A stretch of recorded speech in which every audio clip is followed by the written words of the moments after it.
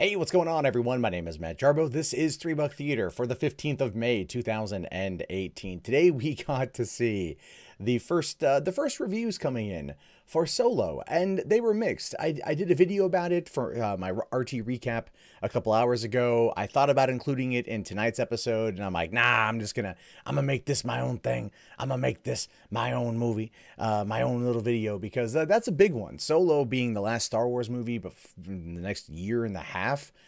Given the divisive nature of the film, everything else that surrounded it, I wanted to see what people are saying, and ultimately, it's better than not. But at the same time, we are dealing with a fan base that may not want necessarily to have this type of film, even though they are planning trilogies around it, and even though the inevitable Lando Calrissian movie will probably happen, there's got to be, I would argue, a relative course correction in the storytelling aspect of it, as well as making sure that when they go up for round number 2, we don't see any kind of director mishap, right? We don't want that, and I have a feeling that this movie is going to suffer a little bit as a result, which is probably a good reason why Deadpool 2 is going to be opening up a week beforehand. That has now been certified fresh on Rotten Tomatoes. That's now pushing for a $350 million opening weekend worldwide, from what I heard, somewhere in the neighborhood of 150 to 170 just here in these United States. And so Deadpool 2, while its reviews are again kind of saying it's more or less the same type of movie as the first one, for better and for worse, is going to definitely be doing pretty well. So I'm excited. I'm bummed because I had the tickets to go see the movie last week, and I did not end up getting to see it, and now all my local theaters are sold out, and I'm not too sure when I'm going to get the chance to go see Deadpool, so that's on me for screwing that one up here. But let's jump in to the first story today. I got a couple things lined up for you. We'll jump into Q&A at the very end, so save your questions till then. But those of you who have been following everything coming out of Cannes, right, or Kane, whatever the hell it is, we've got this one here, this new Lars von Trier movie, The House That Jack Built, which apparently is causing people to walk out of the cinema because it's so utterly disgusting. We all know Lars von Trier. We all know the movie. We all know Nymphomaniac, right? We all know the types of movies this guy makes, where he showed actual penetration in a movie. It wasn't Willem Dafoe's penis, but from what I understand, it was relatively close. Like, he was going for realism, so he wanted it to look like it and everything else. But it ultimately, this is art house type stuff here, guys, and you know what you're in for. Like, you go see a Terrence Malick movie, you know what you're in for. 3 hours of just, really introspective filmmaking and making you question where you stand in your own set in life. Here, it's how can you be grossed out? This is going to do very well with horror aficionados, but I think that the average moviegoer is probably not going to walk into The House That Jack Built and go, yeah, that was pretty good. I'm expecting this movie will probably end up being like Aronofsky's Mother, but for the 2018 edition.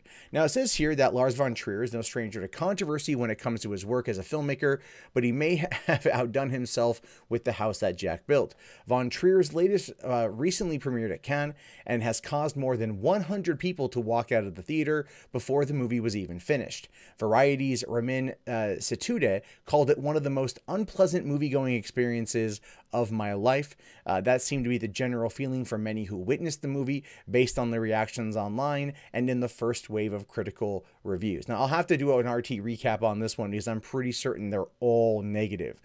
But at the same time, these are people who should know who the filmmaker is going into it, right? Like, you can't go to this film festival and be like, oh, I'm going to go see that plucky Lars von Trier's movie. That's gonna do well. That's gonna make me feel good. That's gonna be an upbeat movie.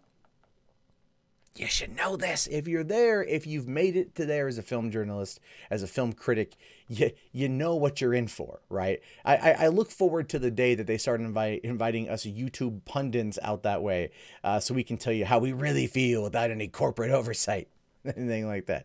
But anyway, so the movie centers on a serial killer played by Matt Dillon. Yeah, You can already kind of see where this is going, who focuses on murdering women, but not exclusively. He also reportedly brutally murders some children. In the current Hollywood landscape, it's completely understandable that a movie featuring women being tortured and murdered by a man could cause many to be upset. Uma Thurman, who spoke out against Harvey Weinstein and has been a major voice in the hashtag MeToo movement, is actually in the movie, but declined to attend the premiere at Cannes. Her absence was noted by those who did attend, and then, of course, they list the official synopsis, but we'll get to that here in a second. So Uma Thurman, who went out there and she's like, I'm angry, I'm angry. Which, of course, she has reasons to be, given what happened with Kill Bill Volume 2 and the car accident and all the other stuff that came out after she said she was angry, is in a movie, yeah, that obviously features women being tortured and brutally attacked by a serial killer. There is a little bit of... a little bit of irony in that. Not in a way that one would argue is, I don't know, like terrible, but at the same time, I have to kind of laugh at that. Now, here is the plot line of the film. USA in the 1970s. We follow the highly intelligent Jack through 5 incidents and are introduced to the murders that define Jack's development as a serial killer. We experience the story from Jack's point of view. He views each murder as an artwork in itself, even though his dysfunction gives him problems in the outside world. Despite the fact that the final and inevitable police intervention is drawing ever near, which both provokes and puts pressure on Jack, he is, contrary to all logic, set on taking greater and greater challenges, or chances. The goal is the ultimate artwork, a collection of all of his killings manifested in the house that he builds. Along the way, we experience Jack's descriptions of his personal condition, problems, and thoughts through a recurring conversation with the unknown Verge, a grotesque mixture of sophistry mixed with an almost childlike self-pity in an in-depth explanations of, for Jack, dangerous and difficult maneuvers. So, let's be realistic here. It's Fight Club for serial killers. I am Jack's disembodied voice. I am Jack's this. I am Jack's Verge. I am Jack's subconscious. I am the house that Jack built. Am I the only one pulling serious Fight Club vibes off this one? Anyway, now it says here, while almost anyone in the who's seen the movie admits it's vile and horribly gruesome, that has won over a few horror fans and has others online actually excited to see it. Like I said, there will be horror movie aficionados that are going to be basically nutting themselves over this. But the majority of reactions appear to be veering strongly negative. Yeah, it's Cannes. This is like the pretentious part of Hollywood. This only speaks to them sometimes. Had this movie come out 2 years ago, it maybe would have had a different reaction. But no, this is kind of how they are. Now, one Twitter promoter used it: gross, pretentious, vomitive, torturous, pathetic. Some have also said the house that Jack built is already destined for cult status, given the conversation surrounding it. That has remained to be seen, but it's clear that this is easily going to be one of the most controversial movies of 2018. And it goes on to talk about how Lars von Trier is banned from Cannes itself for making jokes about Adolf Hitler. Because, you know, you can never joke about Hitler, as we will talk about here in a few minutes. But, yeah. So, again, these are people who should know better in regards to the industry. They should know better in regards to who is going to be at these events, who is going to be premiering films, and they all have plot synopsises. They've all got, you know, a bunch of information on it. So I really think that the people that freaked out, the 100 people that walked out, are probably people that would just do so because it would probably generate controversy if they did. It would generate a victim narrative for them if they did. And that could just be me, in some cases, projecting, because I've seen this kind of crap happen before on many different political sides, so on and so forth. But this is something you should know going in, right? You know it's going to be a violent film. You know that it's Lars von Trier. You know what you're in for. And the people that are like, oh, I had no idea it was going to be vomitous and pretentious. Yeah, you sound like you are both vomitous and pretentious. And I don't really feel bad for you that your sensibilities were rocked by walking into a movie from this particular filmmaker. You know, I'm just saying, you kind of know what you're in for. It'd be like going into a Quentin Tarantino movie and then being offended at the use of the N-word. It's in pretty much most of the movies, so you kind of know it's going to be there, right? Like, it's just one of those things where you do your homework. Don't be offended for the sake of being offended, but do your homework first, and then if you still are, okay, I'll cut you a little bit of slack. But if you're not, or if you haven't, then you get really nothing from me on that one. Now, speaking of joking about Adolf Hitler and things you can't say in Hollywood, right? Apparently, Lars von Trier is not the only person who's made some cracks about Hitler. Although this time around, this is Deadpool 2, and they had to cut it. Deadpool 2 writers confirm baby Hitler scene was cut from the film. Now, when's the last time we got to see baby Nazis in anything? That'd be 2014 South Park in the Stick of Truth, where you actually go fight baby Nazi zombies in an abortion clinic. I know, South Park, ain't it grand?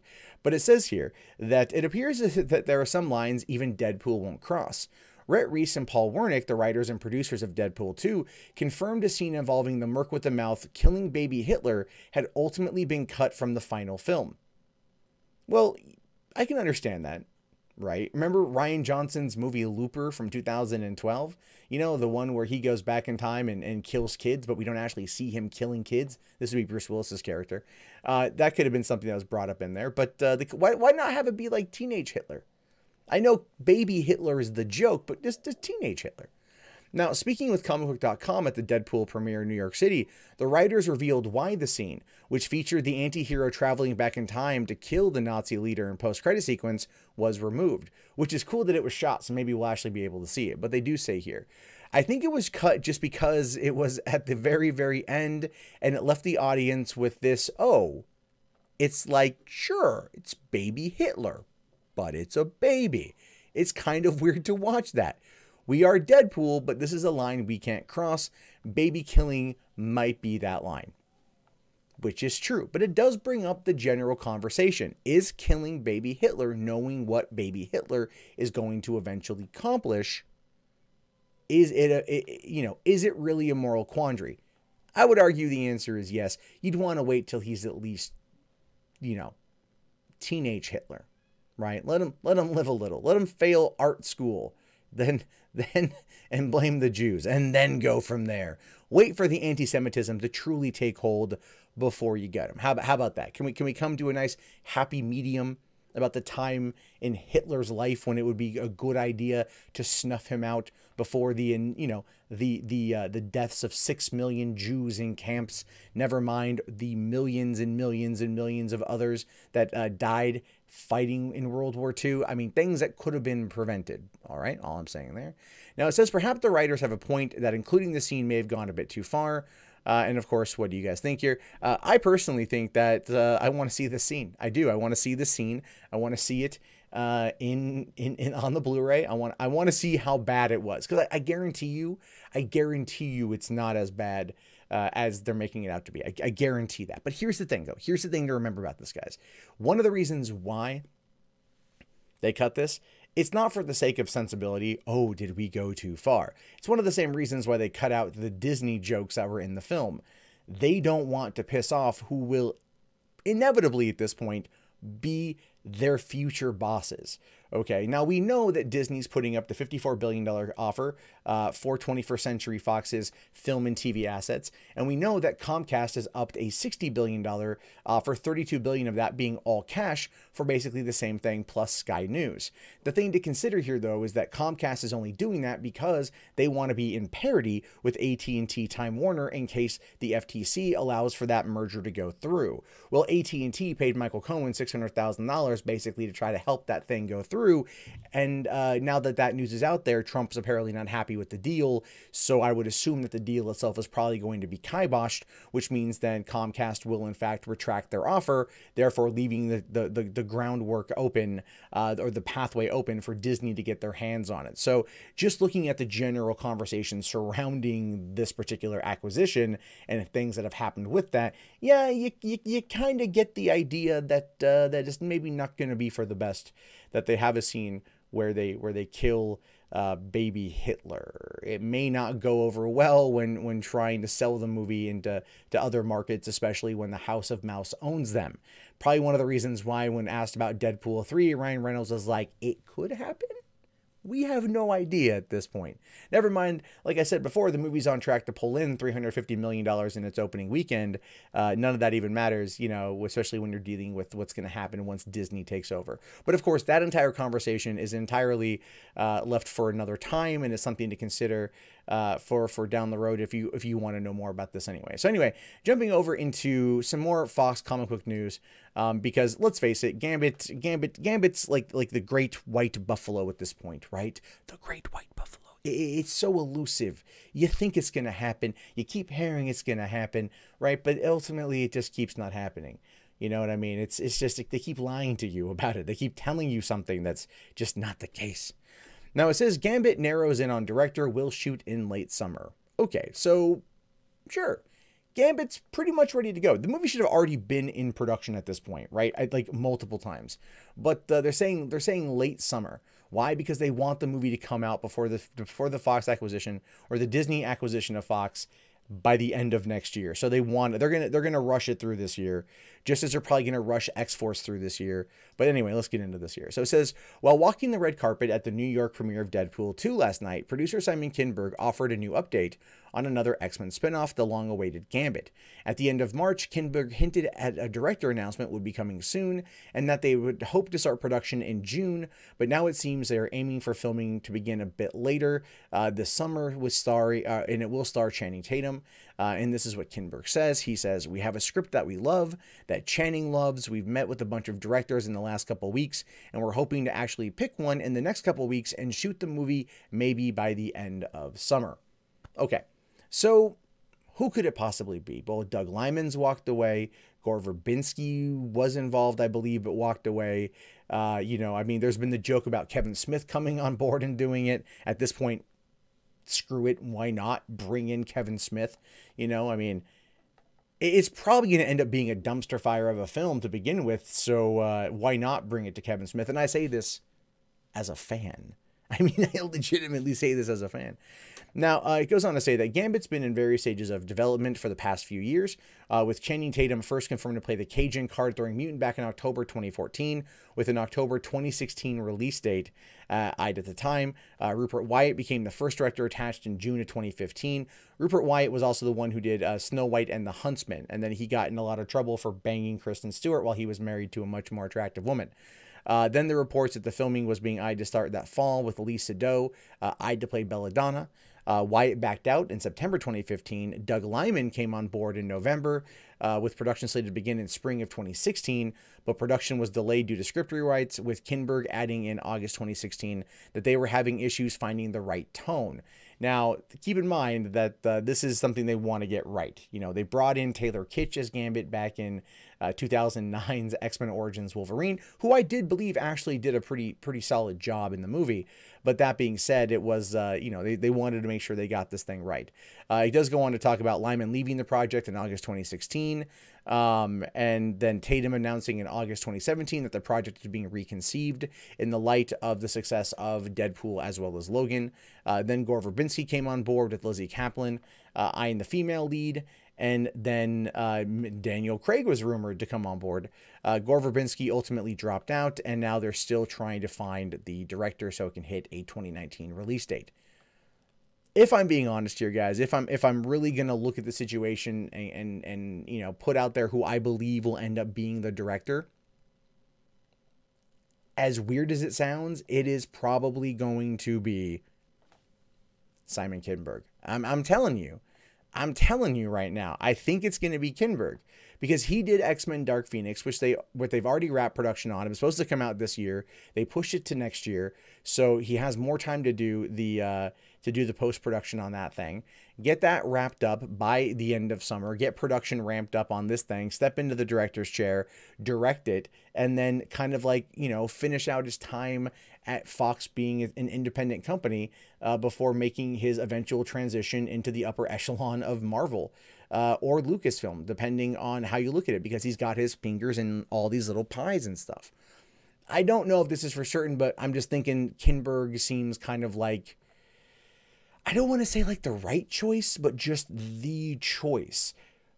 Because who else are they going to get? I know there's a wide variety of directors they can get their hands on. It'd be interesting if they pulled out Steven Soderbergh, considering his connection with Channing Tatum from the Magic Mike movies. They could go and find I don't know who's available right now. What's Michael Bay up to? Could they get Michael Bay for this? But at the end of the day, I think if this is supposed to be like a heist film and something along those lines, which is something that I've kind of heard talked about, maybe Soderbergh would be a good choice because he did the Oceans trilogy. And that could be something that could be really worked into this particular flair because he knows how to shoot quick, he knows how to shoot fast, he knows how to shoot on a budget, and he knows how to work with Channing Tatum. That could actually be a better bet. But we'll have to wait and see just who exactly ends up behind the director's chair, or in the director's chair. I just hope it's somebody good and somebody who cares about the source material, and can see this project through to completion, because, you know, that's exactly what we need as comic book fans right now. And speaking of completion, no episode of 3 Buck Theater would be complete without quickly shilling my Patreon. If you happen to like this channel, if you like this show, you like what I do here, feel free to check out the Patreon, patreon.com/Mundane Matt. It's a good way to help support the channel, especially right now with the YouTubes and everything that's crazy happening with that. This is just a great way to help out. And you get access to the Patreon, you get to contact me directly, we get to have a good conversation, become BFF, asterisks, not 100% guaranteed, but it's definitely become chill. And I really appreciate any support that this channel can get. So thank you guys very much. And let's jump over here to Zombieland, right? Because we're saying here that Zombieland is aiming for a 2019. Oh shit.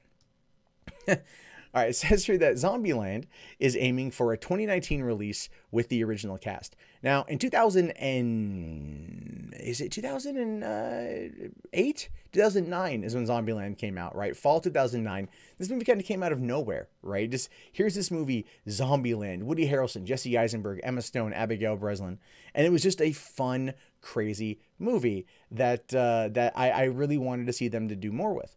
Now, it says here... does anyone remember when you weren't sick of zombie movies or zombie jokes? It seems like it was a long time ago, and it turns out that it actually was. The zombie craze was hitting peak volume 10 years ago when Rhett Reese and Paul Wernick penned a little movie called Zombieland in 2009. The movie featured some big up-and-coming stars at the time like Emma Stone, Jesse Eisenberg. The cast and crew have always said that they wanted to do a sequel, but no one has really talked about it for several years. And since the zombie craze has died down a bit in the last 10 years, but Reese and Wernick told Vulture that they're hoping for an October 2019 release with the original cast, saying here, we're going on the 10th anniversary of Zombieland. Wernick told Vulture, Zombieland came out in October 2009. We don't know what you'll get someone for the 10th anniversary, but it may be a Zombieland 2. Though he hedged that with a maybe, it seems like it's not so far from a will be. The hope is that we're shooting the thing in early 2019 for an October of 19 release, Wernick added, then tossed in a few more good news for devotees with the original cast, by the way. So this has been a thing for a while, from my understanding. We've heard talks of Zombieland 2 for quite some bit. There was, was it 2013 when Amazon had their pilot season and they actually commissioned a pilot episode of Zombieland and they ran it during their first pilot season. The show ultimately never got picked up. A lot of people criticized it for not being as aesthetically pleasing as the movie. It didn't have Ruben Fleischer's flair, nor did it have the same camaraderie that the original cast brought to the table. But ultimately, I felt the show had legs, and it was definitely self-aware, and it definitely was working towards becoming something that they could ultimately, you know, turn into a good series. Amazon did pass on it, which I did feel was a mistake, but ultimately I got it, and the project kind of died off from there. But then we were hearing talks of Zombieland 2 a while later. And the cool thing with Zombieland is that it was always kind of meant to be a TV show. That's why there were the zombie kill of the week and those kind of little jokes kind of peppered throughout it. It was meant to harken back to its original concept. So much so that I think the Sci-Fi Channel show Z Nation really kind of took a lot of inspiration from Zombieland in terms of the over-the-top nature of zombie killing and really threw that into the show. Like when they used the Liberty Bell as basically a gigantic boulder smashing zombies, you know, in Z Nation. And so they took a lot of inspiration from Zombieland, and I kind of hope Zombieland doesn't really take any inspiration from Z Nation, but that Paul Wernick and Rhett Reese really kind of bring their A game on this one, because I do feel that the first one was definitely kind of like I don't want to call it a fluke. I think it did very well as a good movie, but it was something that I don't think a lot of people realized was going to be as much of a hit as it was. But that being said, Keep in mind that after Deadpool came out, right? After Deadpool came out and it was a hit, they were, given a movie of their choice, and that was actually Life from Sony with Ryan Reynolds and Jake Gyllenhaal that came out a year ago. That kind of felt like a prequel to the Venom movie, interestingly enough, or a kind of alien knockoff sort of thing, and it ultimately failed to connect, and the reviews weren't very good.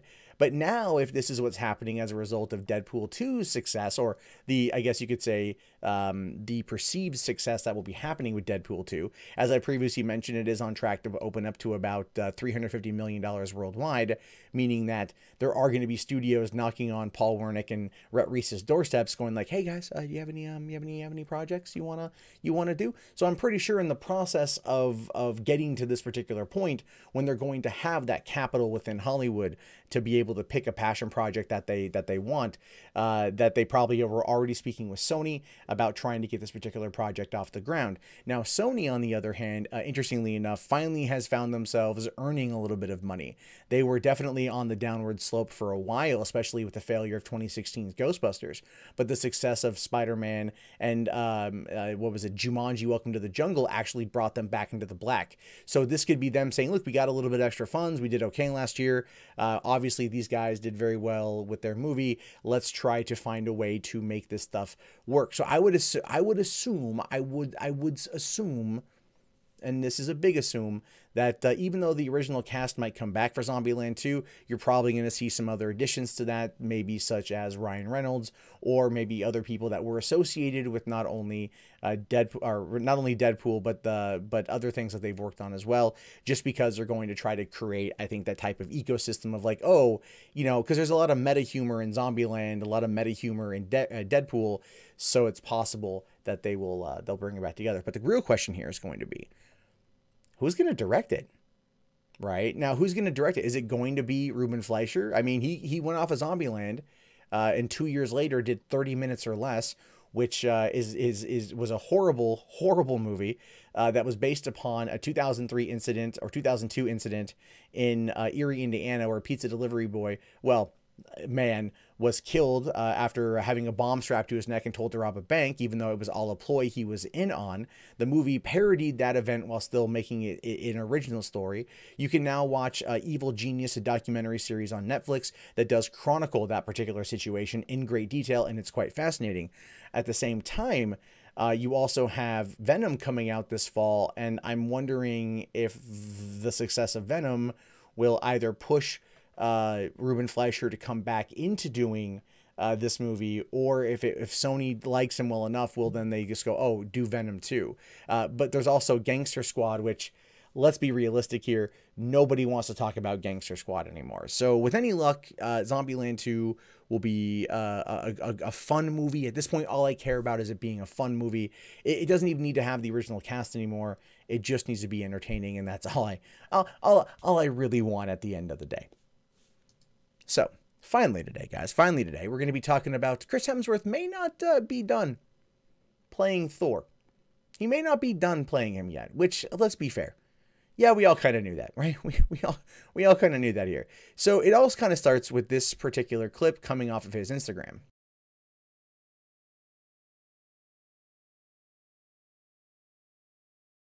He does a post, he's in the gym, so I'm just going to do a couple of curls.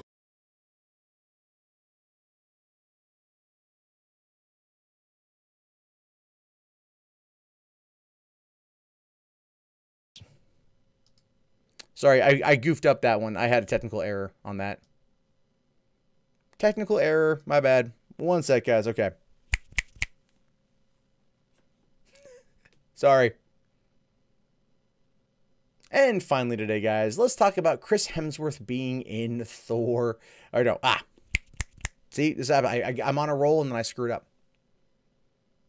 And finally tonight, guys, let's talk about Chris Hemsworth being in Thor. What's it called? Damn it.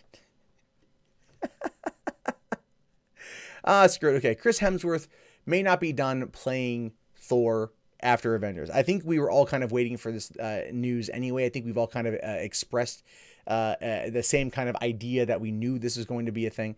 And I say that mostly because what else has he got? To be fair, what else does he have here? So it all kind of ties in with this particular post that he put out on Instagram. Yeah, hey guys, what's up?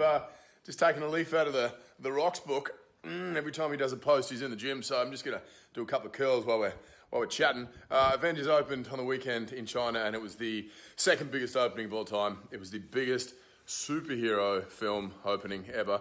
The film continues to smash records left, right, and center, and I've said it before, and I'll say it again. It's all thanks to you guys, all you legends who went out and saw the film. Thank you so much, everyone who continues to support these characters and the Marvel Universe. You're the best. We can't thank you enough, and we're going to keep trying to crank them out for you if you let us. So thanks again. See you soon. You.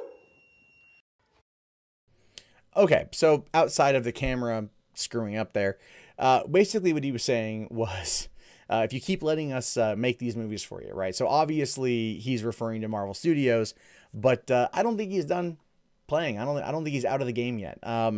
Black Hat came out. Nobody went to go see it, even though it was a Michael Mann movie, and Michael Mann is great. Nobody went to go watch it. Ghostbusters, his comedic acting in Ghostbusters is one of the only positive things about the movie. In fact, that's what heavily influenced Thor Ragnarok and allowed it to be funny. That then tied into how they shot Avengers Infinity War, allowing him to still be funny, becoming one of the more endearing characters inside of that movie, becoming more of a fan favorite into Avengers Infinity War, which is something that many people, myself included, didn't really see coming. And so him going now, whoa, I finally hit my stride in regards to this. I finally hit my stride for what to expect from this character and what the audience wants and what the audience will respond to. Now is not the time for this to happen. And I do hope that ultimately we end up getting a lot more out of him. I do hope we end up getting more from him as Thor, because I like Chris Hemsworth quite a bit. I do. But this is kind of the role he's built for, the role that he's made for. And ultimately, if they continue going down this path, this will be his contribution to cinema, because everything else he's been in has kind of been right? And if he goes and he does a comedy right now, if he goes and does a full-blown comedy, it's just going to be like Thor being in a comedy. And I don't think a lot of people out there are going to really end up liking it. So we'll because they're going to go, oh, this is just Thor, but like normal Thor. I don't want normal Thor. I want Thor. So he might have actually backed himself into a corner as a result of this. And I hope not, because I do hope he finds himself finding continued success past being in these films. But we're going to have to wait and see what happens with that. And only time will tell. All right. Yeah, I need to keep making money. I know. Oh, I can't believe I screwed up on that. That pissed me off so much. I was so mad at that. I was like, oh, God damn it. I'm trying to like... I had my Stream Deck updated, and so it all kind of went crazy. So what am I pushing for Paul Feig to do? I'm not wanting Paul Feig to make a Marvel movie. Absolutely not. So, oh yeah, the MIB reboot. I forgot about that. I did forget about that. Yeah. You'll watch the Thor in a comedy movie? Yeah, I will too. Anthony, I agree. There's gonna be a lot of money. He needs to pull a Chris Pratt and do some other action movies. I agree. Yeah, Ranger. I forgot MIB is a thing.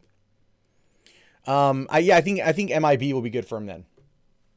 I did think that one. I don't think that particular clip is going to end up going on a standalone.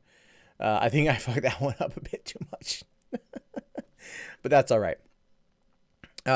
So yeah, I think that's going to be, I think that's, good for him. I do want to see what's going to happen with everything else, but, we'll have to wait and see. Okay. So where am I at here? All right. So yeah, if you guys got questions, now's the time. Oh right, yeah, he just did that movie 12 Strong that came out and nobody went to go see. All right, he said he did that and nobody went to go see that. What did 12? Let's find out here. What did 12 Strong? What did that do? Box office. 12 Strong made $63 million USD. It had a budget of It doesn't say the budget on it, but 64 million is its worldwide gross. I guarantee you it cost more than $64 million to make. So, yeah, I don't think that's, sadly, I don't think that one is going to do as well as they hoped that it would. Well, according to Box Office Mojo, it did outperform, I guess, or what did it outperform? It outperformed expectations. But then again, it was going up against Jumanji. So I don't know what necessarily caused that. Let's see. Is Solo at 70% now? Really? Hold on. Let me check this out. Is Solo, let's see here. Solo coming soon. 73%. Holy shit. 80 reviews, 58 fresh, 22 rotten. Wow. Fred Topol from We Live Entertainment said that he thought that the comedy version of Solo could have worked. I think that's going to be kind of what it was. I think it's just going to be there's a tonal difference in a few of those things. We'll have to wait and see what happens here, but this one could kind of tank out, I'm guessing. Paul Feig's X-Men, 1 million fanboys would commit suicide. Yeah, they would not be happy with that. They would not be happy. Solo will destroy careers. Nah, it's not going to destroy careers. They're doing a trilogy, man. It's going to happen. The trilogy will happen. They're going to take the loss on this one, absolutely, and then they're going to go. They're going to take the loss and they're going to come back stronger in the sequel.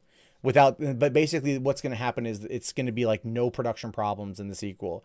They're probably going to if I were them, I'd even keep like reshoots under wraps. You know what I mean? What will make more money, Incredibles 2 or Jurassic World Fallen Kingdom? Probably Incredibles 2. It's been 14 years. The world is ready to see what happens with that. So, yeah, let's see here. Hemsworth and Waititi have been throwing ideas around for Thor 4 and have talked to Feige about it. He's not going anywhere. The money from Marvel allows him to take risks. I agree. Yeah, Jason, you already said you're not going to go see Solo. So coming in here and like beating your chest, like, I'm not going to go see Solo doesn't really, you've already said that. So I already know you don't plan on going to see it. He needs to make that Crocodile Dundee troll a reality. I completely agree. That was actually pretty cool. Those little bits were a lot of fun. And I think that would have worked out well for him. But him being a tourism ambassador for that was pretty funny, in my opinion. So I really want to see what he comes up with. Because I do like the guy, but let's face it, Thor is his thing. You know, like Thor is his entire thing. So going past that, it's just going to end up being like not going to work out well. You know, he's already tried and failed. If episode 9 underperforms, I doubt they'll make any more Solo movies. Law of diminishing returns. Nah, they're gonna keep going with it. Hey, what's up, Porcelain? How are you? Let me make you a mod. We've been waiting for Incredibles 2 for 15 years. Only 14, Nitron. Only 14. It came out October 2004. So you're close, but a little bit off. Just as an FYI. Thor is his Count Dankula. Oh, sorry. Thor is his Count Dracula. Yeah. Yeah, that's okay. That's true.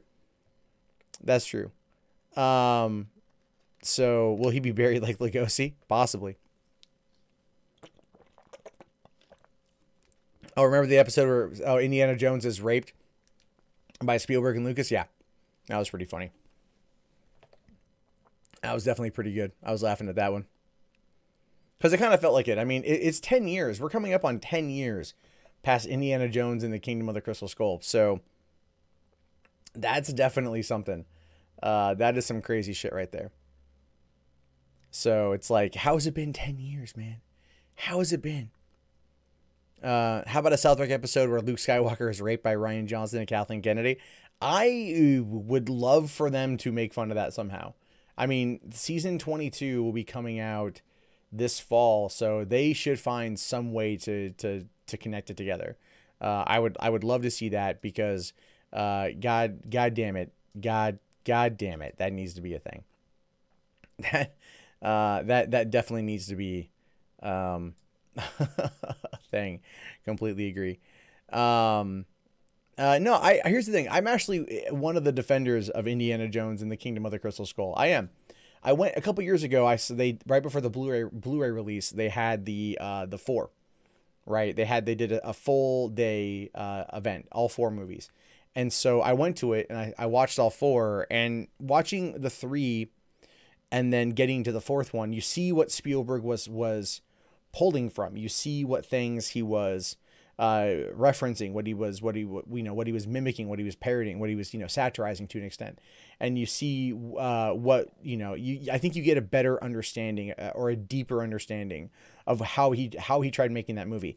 The only thing in that movie I still to this day do not even remotely attempt to defend is, of course, the monkeys. The monkeys suck.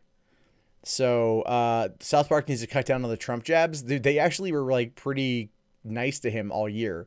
This season they were pretty nice to him. So 30 years ago it was A Fish Came Wanda and Who Framed Roger Rabbit came out. Wow. Yeah, I do feel a little bit old. Super Smash Bros. Brawl came out 10 years ago. Yeah, long time. A 6-inch Chewbacca at Target is a great figure. Or is it, wait, 6-foot Chewbacca? Is that what you're saying? You bet Mark would be willing to do Luke's voice for South Park? Nah, he wouldn't want to mess with it, though. He wouldn't want to upset them. That's the thing. He wouldn't want to upset that situation. So I will say this, though. If they ever were going to do, for Indiana Jones 4 or Indiana Jones 5, what I would love them to do, and I know they're not going to do it, but I would just love it anyway. I would love it if they would do The Fate of Atlantis. Just give me that story. That could be fine. You don't hate Crystal Skull, but it's the bottom rung of the indie movies. Yeah, no, you're not wrong, but it's not like as bad as people were making it out to be. There are people that are like, it killed my baby, it killed my children, and you're like, no, did it really hurt your children? And then you're like, no. So let's see here. It's an old film. They completely stole Indiana Jones down to his costume. Okay. Well, yeah, I mean, I can understand that. The Obi-Wan movie is a certainty. I actually think so too. I think it's going to be a certainty. I did record a clip for that last night, but that will go out probably this weekend when I'm filming content for Friday, Saturday. I realized I've been posting, I posted all the clips the other day. There's 6 videos. Holy shit. That's a lot of content to put out. Trying to find the right balance between what I do live for you guys and then what I put out for everybody else. So I'll have to wait and see on that one, so to speak. But I think it's okay. You prefer Indiana Jones 4 to Temple of Doom? Ooh, man, that's a thing, man. That's the thing. No, Jason, they never actually, they haven't announced the Obi-Wan movie yet. There's just been the rumors of who's supposed to direct it, and then that person hasn't come out and refuted it yet. There's been no confirmation. Temple is not the worst film. What are you talking about? What I will fight you to the death on that one, sir. I will fight you to the death over that one. The best thing going for Kingdom of the Crystal Skull, they kept Connery out of making it. Well, the funny thing, too, is Sean Connery played Harrison Ford's father, but Sean Connery is only 12 years older than Harrison Ford. So that was funny. But, I mean, I'm glad that Sean Connery wasn't in it. And I felt bad that Marcus Brody died. Delmham Elliott actually did pass away from AIDS. So that was really sad. Blank killed my childhood is one of the stupidest things ever said. I agree. Temple of Doom is so tonally different. It's supposed to be. The entire idea behind the opening of Temple of Doom is that Spielberg wanted to make a James Bond movie. Go back and look at the original DVD box set of Indiana Jones 1, 2, and 3 from 2003, and you'll find a making of Raiders of the Lost Ark, and they talk about when they were on a beach waiting for the opening returns of Star Wars to come in, and they're pitching movie ideas to each other. And Spielberg says, I really want to do a James Bond movie. And Lucas goes, no, hold on. I got something better. And he pitched Indiana Jones. And the whole joke there essentially is that the opening of Indiana Jones in the Temple of Doom is that it was a Bond movie. It was a Bond opening that then transitioned into an Indiana Jones movie. So yes, it's tonally different, but that was kind of the point. It's also a prequel to Raiders. So suck it. Indiana Jones and the escape from the long-term memory care. That's pretty funny. The priest anally raped me weekly, killed my child. Okay, Willie Scott was, I'm not going to disagree with you about Willie Scott. All right. But I do believe that Short Round makes up for Willie Scott. So there's that. The Last Crusade was by far your favorite. Last Crusade is fantastic. Raiders of the Lost Ark is still my all-time favorite movie. My favorite Indiana Jones movie though is Temple of Doom. So there's that. Temple of Doom was what Indiana Jones would be if it was directed by Tarantino. Kind of how Live and Let Live or Live and Let Die is a Tarantino 007 film. Wasn't Live and Let Die? That was Timothy Dalton, right? Was that Timothy Dalton? Or is that Moore? I want to say that's Dalton. No, that was Moore. That was from, 73. Okay. I had to remember that one. So, Short Round should be in the new Indiana Jones. I completely agree. I actually love the story of how that kid ended up getting found. He went to go audition for Short Round. Well, it was his brother went to go audition for Short Round, and he went with him. And he was sitting in the waiting room, and Spielberg saw him. So he ended up getting, his brother went there to audition, and he didn't. He got the part in Indiana Jones, and then was in Goonies like 2 years later. Dr. Elsa Schneider. I'm not saying anything wrong about Elsa Schneider, man. I ain't saying nothing wrong about Elsa Schneider. A lot hotter than Marion Ravenwood. All I'm saying on that one. Tarantino considered directing Casino Royale? Really? Whoa. That's crazy, man. That's fucking crazy. I want Chris Pratt to be the new Indiana Jones. I do. I do want Chris Pratt to be the new Indiana Jones. I know that sounds crazy, but that's what I want. That's what I need. That's what I feel. It's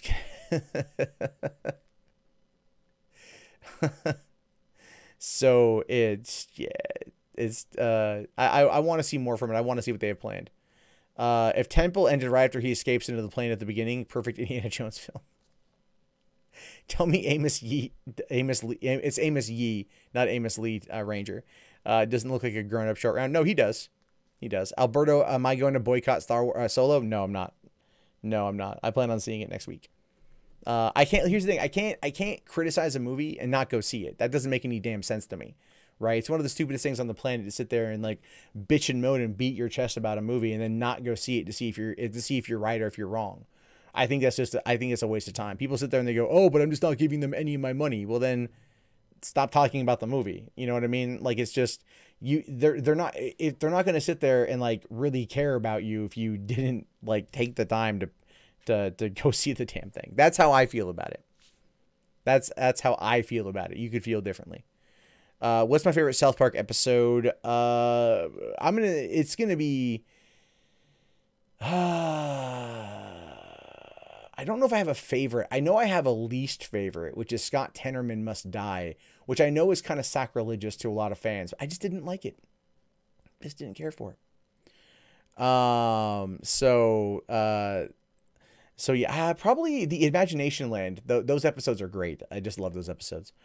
Do I think the future of Indiana Jones is better served in video games with Harrison Ford voicing the role than on-screen installments? Debonair, no. I actually feel it would be better in movies, although I'm really pissed off that the Indiana Jones game from 2006 never came to light. I was at E3. I got to see a working demo of it. It looked like a lot of fun. I don't know why it never came out. But that being said, what was the last Indiana Jones game? It was Indiana Jones and... hold on. It was Indiana Jones. Yeah, and The Emperor's Tomb. That was the one that came out from the Collective. That was fantastic. That came out 15 years ago. The Collective was a fantastic developer at the time. They made a lot of really good punching games. If they were able to bring this over to Xbox, I would play through this again. It's a fantastic game. It really is a fantastic game. So Solo was okay, but it's very surface, nothing deep but enjoyable. The new droid is annoying as sin, though. I've heard a bit about that, the droid L3 being a problem. At the same time, it's... hold on, wait, what was this? Wait, hold on. L3... Oh, no. Why didn't I realize this? L337 is a fucking... It's like a meme. It's an old meme. Why? It kept being so fucking familiar. Right? Like, what is... Oh, Jesus Christ. It's a fucking play on a meme. Remember Leet? Right? 1337? The fucking Leet speak? Right? For gaming? L337. Turn it upside down. Leet. It's I don't know if they did this on purpose. I don't know if they did this on accident, but it's I didn't realize it was a fucking meme. I didn't realize it was a fucking meme. It's a play on a meme. I don't know. That actually kind of makes me like a little bit on the upset side. I know what Shia LaBeouf says. Don't let your memes be dreams. I get that. But I just got that. Yeah, I just got that. That's so wow. That actually is like really, that's pretty sad. I just got that shit. Oh my God. L337 transcended from Star Wars meme to a dead meme. Pretty much. I know L337 is all about droid lives matter and everything else. It's probably meant to be a palindrome of some kind, but looking at, internet, the way the internet is, I have a feeling it's a play on that. Do they get internets for this? If so, how many internets? I don't know. They don't get all the internets. Maybe 170 million internets. How about that? So it'd make a lot of sense. She's a play off of a meme. Okay, well, don't tell me anything more. I wanna see it. But I know that's gonna be like, like droid lives matter. No, they don't. Yes, they do. No, they don't. That's how I take that whole thing, I guess. I don't know.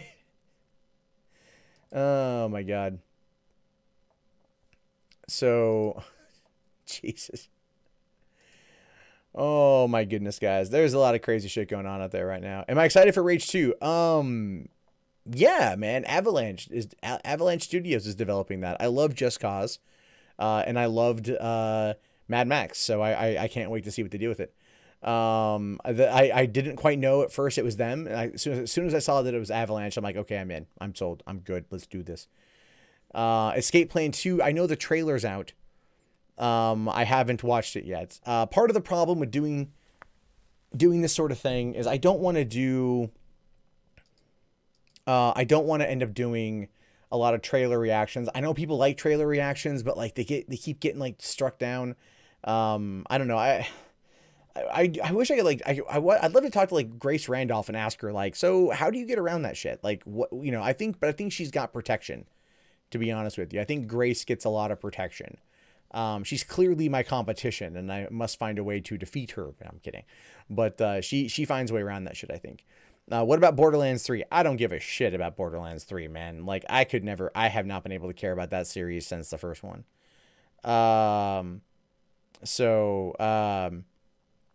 Let's see here. Not everyone can be Angry Joe. Exactly. In less than 6 hours, you're watching DP2. Good for you, GRH. Good for you. I'm hoping to see it sometime this week if I can get away to go check it out. I might go to a late show. I might not do a stream on Thursday night. I may just end up going and seeing a later show of Deadpool. And then there's that. Well, the only company I've noticed that it's really bad is Universal's really bad about trailer reactions, or just in general. Like I did the RT recap of fucking of Truth or Dare, right? And I'm not kidding you. Like I went to the Rotten Tomatoes page and I just read the review scores of that thing, and they struck it down with the copyright, and then I appealed it, and they still said it was upheld. or it should be upheld. And I'm like, there's no point in fighting this. I think I made like $2 off the video, so it's like no point. But at the same time, I'm like, I kind of want to put together a legal defense fund and sue Universal Studios because for violating my First Amendment rights, and for also misusing of DMCA and everything else. If anything, just as a way to fight back against them, because this is copyright abuse, which is illegal. Fuck Comcast, sure, man, sure. 30 was it? What's 30s on? 30 seconds on Pornhub, and you can watch DP. Yep. Let's see. We all figure Infinity War will be the #1 box office summer movie this year. What do you think will be #2? Well, Josh, technically, because it opened in April, it isn't necessarily 100% considered a summer movie. But I think we all know pretty much that it's a summer film. I'm gonna go with Incredibles 2, followed by Jurassic World, then Deadpool, then Solo. Those are my top. Jarvie, yeah, you already missed all that stuff, but it will be back up. Oliver, yeah, I jump right into the news, so the first 30 minutes is going to be all the news, and then it's all the chit chat afterward. So there's that. That's what's going on with that right there. But the VOD will be up in a little bit, as well as the individual videos will be up probably tomorrow midday. Haven't been releasing these streams. I've been keeping them private, or keeping them unpublished, and people have been asking about them. So I might let it run and then publish the stories individually towards the latter half of the day. But because here's the thing with that is the way it works is a lot of people who aren't subscribed to the channel aren't going to click on the stream and watch it.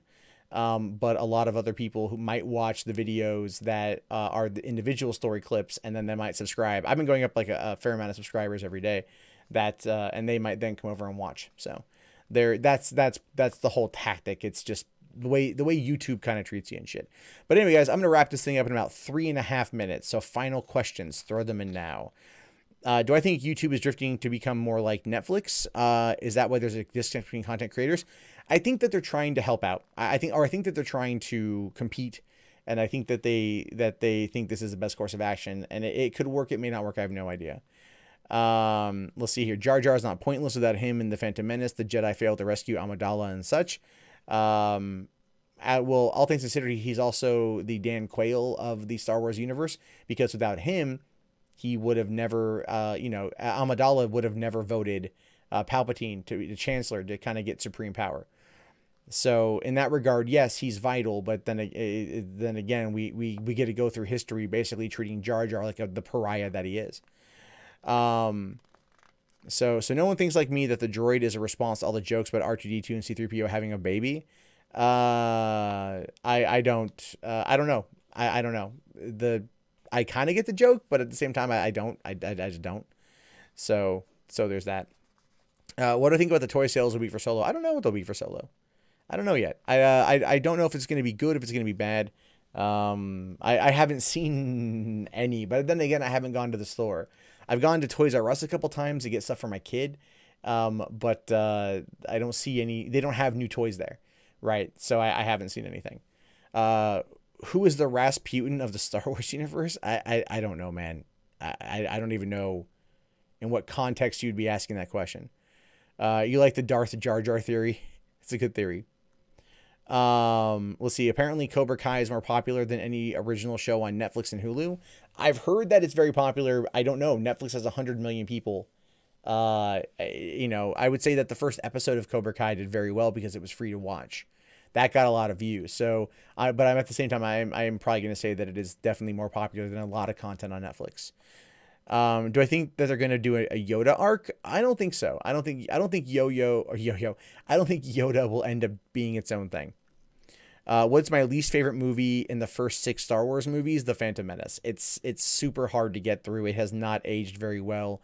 Whereas Attack of the Clones and Revenge of the Sith have actually aged pretty well, considering, especially when you look at them as being more about political drama than whatever in God's name the Phantom Menace was.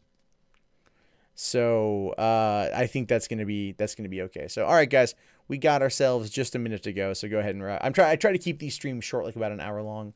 Tomorrow night I'll be on, and then after that I'll be doing the mundane mystery stuff over on the Forbidden Knowledge channel. So just something to look forward to if you like a little bit different way to spend your evening. Spaceballs rules. I completely agree. That is one of the best movies ever made, and it's so freaking funny. And with any luck, we will get to see a lot more. We'll get to see another one at one point in time. I'm hoping. If not, well, at least you got one, and that's better than nothing. The Phantom Menace and Return of the Jedi are your two favorite. Oh, I might even. We don't have time to go into the Phantom Menace being what it is. So there's that. But all right, guys. I will talk to you all tomorrow. Be sure to check back at 9:30 p.m. Pacific Standard Time. My name is, of course, Matt Jarbo. This has been $3 Theater. Have yourself a great night, guys, and thanks for coming in. Peace out.